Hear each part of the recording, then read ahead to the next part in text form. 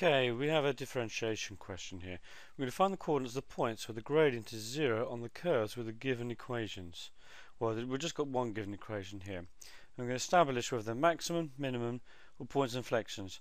Well, actually, I'm not just going to consider by the second derivative. I'm going to show you another method as well on this one. So, let's just start off. The first thing you need to do, if we want to find where the gradient is 0, you need to find the differential first.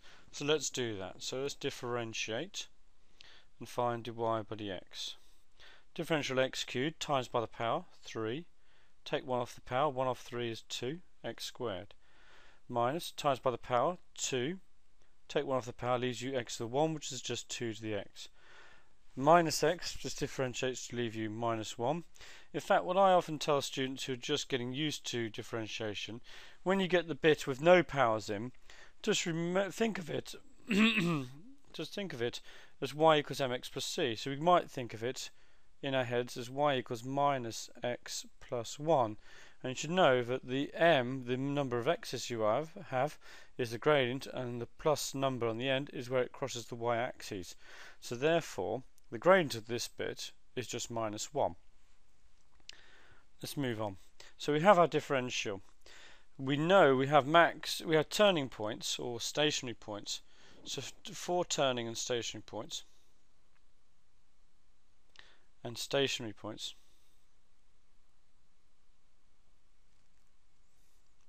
We know that the differential equals 0. dy by dx must equal 0. Let's just look at that. If you've got a turning point, so this one's a minimum turning point and this is a maximum turning point, so locally, if we just take the highlighted area here, in that highlighted area, that is the minimum point there. So therefore, that's what we call a local minimum.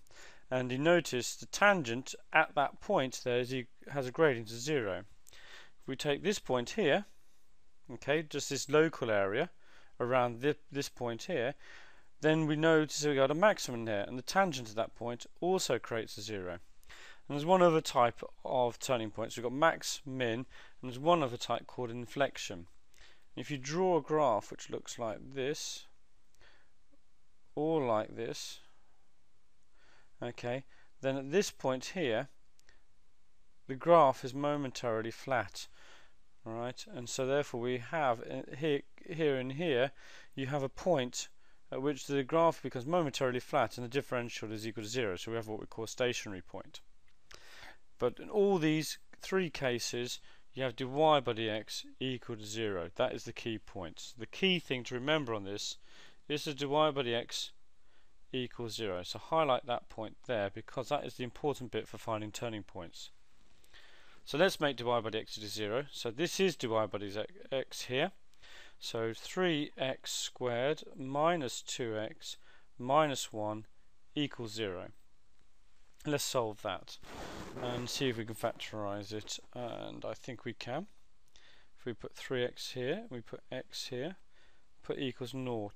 We want to get minus 2x, so let's combine this with a minus 1 over here and this with a plus 1. Minus 1 times 3x gives me minus 3x, just for checking purposes, minus 3x. 1 times x gives me a plus x. Add these two together and I get my minus 2x. So I can see how I get the expression. 3x times x is x squared, and 1 times minus 1, it gives me my minus 1. So I know that this is correct as a factorization. Now remember, if I've got this equal to 0, either this equals 0 or this equals 0. I've got one number times by another number equals 0, so one of those two numbers must be equal to 0. So I must have the situation either 3x plus 1 equals 0 or x minus 1 equals 0. And I have to solve those two to solve this equation. So 3x plus 1 equals 0, I know that x will equal minus a third. Take away 1, divide by 3, x is minus a third. X minus 1 equals 0, I get, sorry about that, x minus 1 equals 0, I get x equal to 1. take one to the other side. So I've got these 2 points on my graph where I've got either a max or a min. Now what I'm going to do is I'm just going to put these 2 values back into the original equation. Okay, I'm going to put them back into the original equation to find out what the corresponding y values are. So the original equation was y equals x cubed minus x squared minus x plus 1. So I'm just going to write that out again. So I've got y equals x cubed, I think it was minus x squared? Yes, minus x squared minus x plus 1. So therefore at x equals minus a third, y will equal, put minus third into this, so I'm going to get from that minus 1 over 27. From that I'm going to get minus 1/3 squared plus 1/9, so it's minus a ninth, plus a third, plus 1. Let's add all these up together. Well, this is 3/27, that's 4/27. This is 9/27.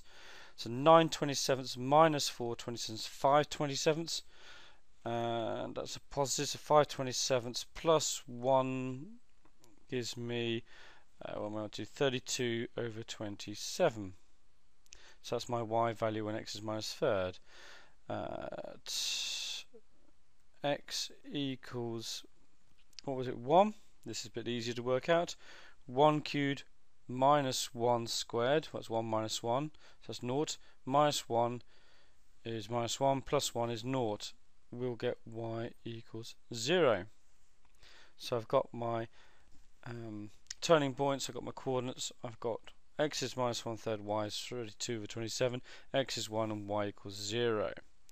Now what do we want to do is look at the nature of the stationary points. So I'm going to just draw a little table of values to help me do this. First point where I've got a turning point is at x equals minus a third. And the next point is that x equals 1. So I'm going to look at x is less than minus a third. I'm going to look at x in between 1 and minus a third.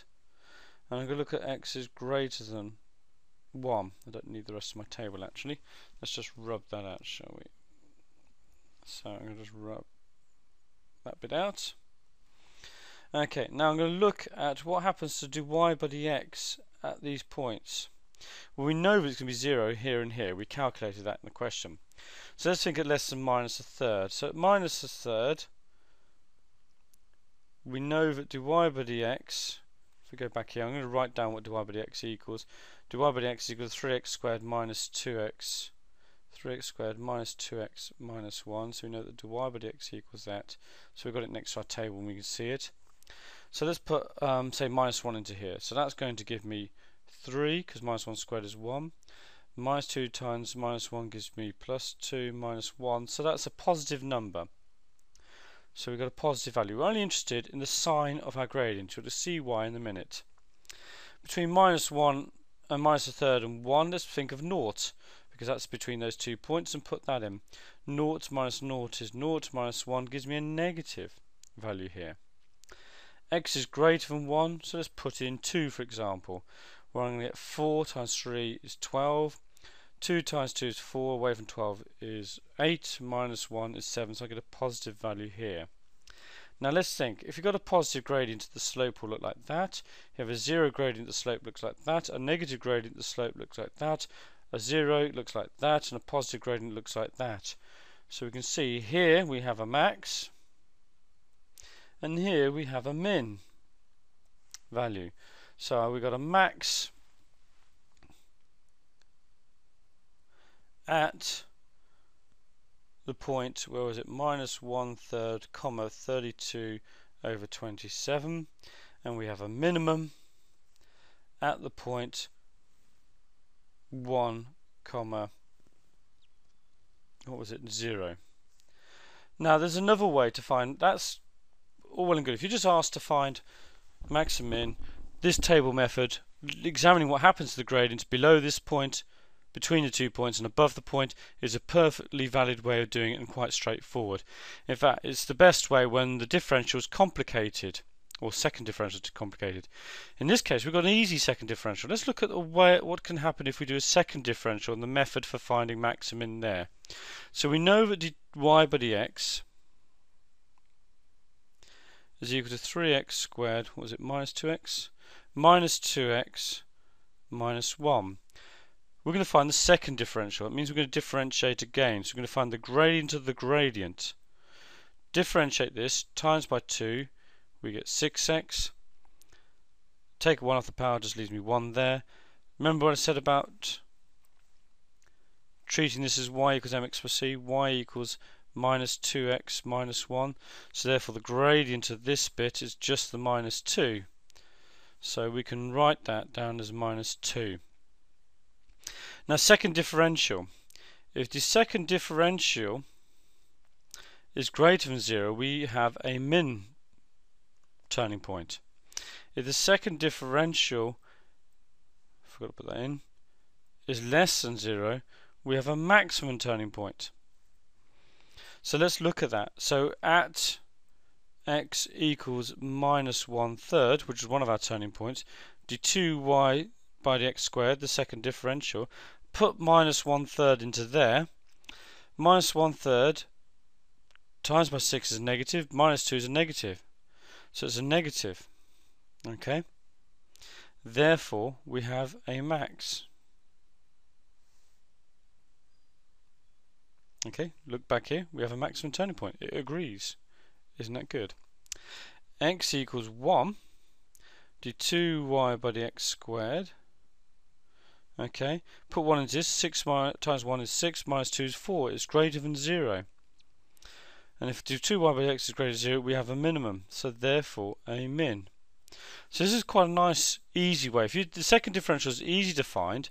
So we found the second differential here. If it's easy to find, like this one, you put your turning point values into it and just check whether it's positive or negative. If it's greater than 0, you have a minimum turning point.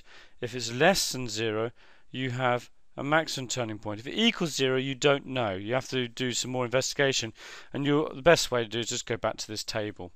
Okay, best way, just go back to that table. So second differential is equal to 0. You'll have to go back and investigate further. Okay, so just to recap, we have two ways to check if we've got a max and minimum. We can look at the second differential here, okay, and use this rule and check whether we've got a maximum and minimum. Or we can do a table of values of the first differential, see whether it's positive and whether it's minus, and draw this nice little diagram of what's going on with the gradient, and then you can see straight away the shape of your curve and whether you've got a maximum. Also remember, to find maximum minimums, you need to know that dy by dx is equal to 0, and that is your key point. Find that, solve the equation equals 0, and you've got your maximum and minimum turning points.